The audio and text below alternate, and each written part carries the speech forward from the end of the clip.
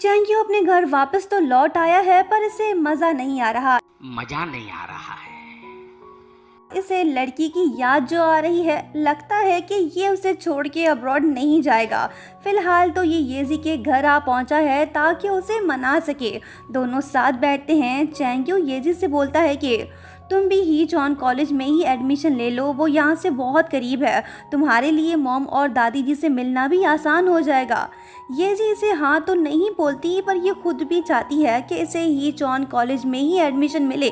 फिलहाल ये डिसाइड नहीं कर पा रही। पहले से अपनी मॉम को मनाना होगा। दोनों बातें कर ही रहे होते हैं कि तभी चैंग्यू को अपनी कजन जिनमिन की कॉल आती है। मामला सीरियस दिखाई दे रहा है। चैंग्यू येजी को टाटा बाय बाय बोल के फौरन से जिनमिन के पास पहुंचता है। यहाँ हमें ये बात पता चलती है कि जिनमिन को कोई खतरनाक बीमारी लाहक हो गई है। ये इमोशनल हो के बोलने लगती है कि तुम ये बात किसी को मत बताना।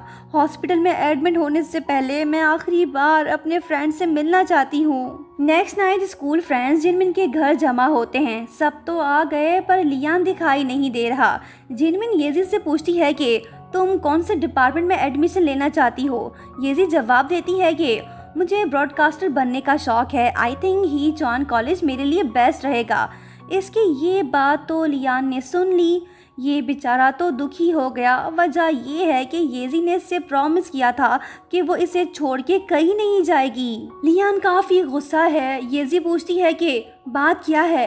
वो जवाब देता है कि तुम्हें किसी की परवाह नहीं है। अच्छा होगा कि तुम ही जॉन चली जाओ। अगर मैं मर भी जाऊं तो तुम्हें कोई फ़र्क नहीं पड़ना चाहिए, जैसे तुम्हारी मॉम को मेरे पेरेंट्स के मरने से कोई फ़र्क नहीं पड़ा था।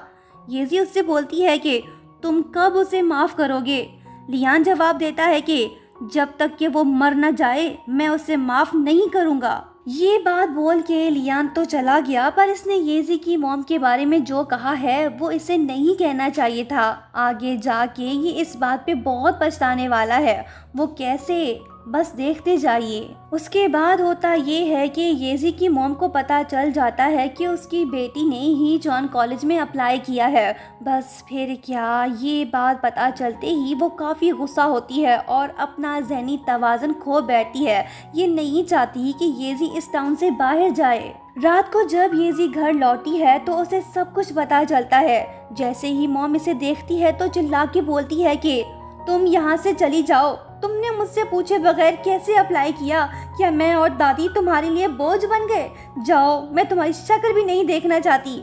येजी बोलती है कि मॉम, आप कब तक लोगों को हर्ट करती रहोगी? आप मुझे मेरी लाइफ जीने क्यों नहीं देती? मेरी फीलिंग्स को क्यों नहीं समझती? ये बात बोल के येजी वहाँ से चली आती है। ये रो रही है और काफ़ी पछता रही है। इसे अपनी मॉम से ऐसे बात नहीं करनी चाहिए थी। कुछ देर बाद येजी घर वापस लौटती है और अपनी मॉम को सॉरी बोलती है। कहने लगती है कि मॉम, मैं कहीं नहीं जा रही, मैं हमेशा आपके साथ रहूँगी। अफसोस, येजी ने देर कर दी। उसकी मॉम तो मर चुकी है।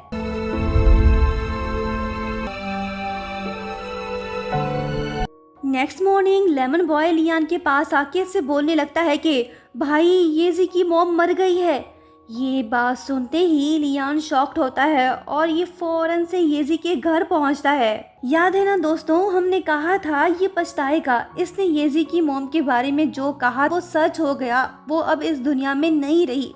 लियान अब किस मुंह से येजी का सामना करेगा? वो खुद से बोलता है कि अब तो वो मुझे कभी माफ़ नहीं करेगी। दूसरी तरफ जिनमिन हॉस्पिटल में एडमिट है। चैंग्यू अपनी कज़न की केयर कर रहा है। इन दोनों को ये बात पता नहीं है कि येजी की मॉम मर चुकी है। उधर दूसरी तरफ जब येजी कब्रिस्तान से वापस जा रही होती है तो तभी लियान इसके सामने आ जाता है। इसे देख येजी बोलने लगती है कि वो देखो, मेरी मॉम मर चुकी है, अब तो तुम खुश हो ना? लियान जवाब देता है कि सॉरी, मैं ऐसा नहीं चाहता था। येजी जवाब देती है कि अगर अभी भी सेटिस्फाइड नहीं हुए तो तुम मेरी जान भी ले लो, मुझे भी मार डालो। लियान के पास कोई जवाब नहीं। ये बस सर झुका के सॉरी बोल रहा है। जाने से पहले येजी इससे बोलती है कि मैं तुम्हें दोबारा नहीं देखना चाहती। आज के बाद तुम मुझसे मत मिलना। ये बात बोल के वो चली जाती है। लियान पछता रहा है, इसने एक प्यारी सी चाइल्डहुड फ्रेंड को खो दिया है। काश ये येजी की मॉम को माफ कर देता तो आज कहानी कुछ और होती। खैर आगे बढ़ते हैं। चैंग यू के पापा जी अपने बेटे के साथ मिस्टर ली के घर जा रहे हैं। ये लोग डिनर पे इनवाइटेड हैं। डैड चैंग यू से बोलता है कि लिंग लिंग एक अच्छी लड़की है, तुम उसे पसंद कर लो। तभी चैंग यू को उसके फ्रेंड की कॉल आती है जो उसे बताने लगता है कि भाई येजी की मॉम मर गई है। ये बात सुनते ही चैंग यू गाड़ी से उतर पड़ता है। ये डैड की एक नहीं सुनता और वहाँ से चला आता है। येजी के पास पहुँचता है, दोनों मिलते हैं। चैंग यू बोलता है कि सॉरी मैंने आने में देर कर दी। येजी बोलती है कि तुम्हें कुछ एक्सप्लेन करने की जरूरत नहीं है, मैं समझती हूँ, सब कुछ खत्म हो गया। चैंग यू येजी के पास आके बोलने लगता है कि येजी तुम्हें इस हाल में देख मेरा दिल तो टूट सा गया है। येजी बोलती है कि कहीं और चलते हैं। फिर चैंग यू पूछता है कि क्या तुम्हें एडमिशन लेटर मिला। वो जवाब देती है कि चैंग यू मैंने ही जॉन कॉलेज में अप्लाई नहीं किया, मैं वहाँ नहीं जा रही। ये बात सुन चैंग यू शॉक्ड होकर पूछता है कि फिर तुमने कहाँ अप्लाई किया। सुनो येजी, मुझे लॉन्ग डिस्टेंस रिलेशनशिप से प्रॉब्लम नहीं है, जब भी मुझे टाइम मिलेगा मैं तुमसे मिलने आ जाऊँगा, मैं तुम्हारा वेट करूँगा। येजी बोलती है कि तुम जानते हो ना मैं क्या बात कर रही हूँ। ये बात सुन चैंग यू इमोशनल होता है और बोलने लगता है कि येजी मैं मजबूर था, आई प्रॉमिस मैं सही वक्त आने पे तुम्हें सब कुछ बता दूंगा। येजी खामोश है, इसकी भी अपनी मजबूरी है। फ्लैशबैक में हम देखते हैं कि चैंग यू के डैड ने येजी से कहा था कि ये उसके बेटे को छोड़ दे, उसे वापस भेजे।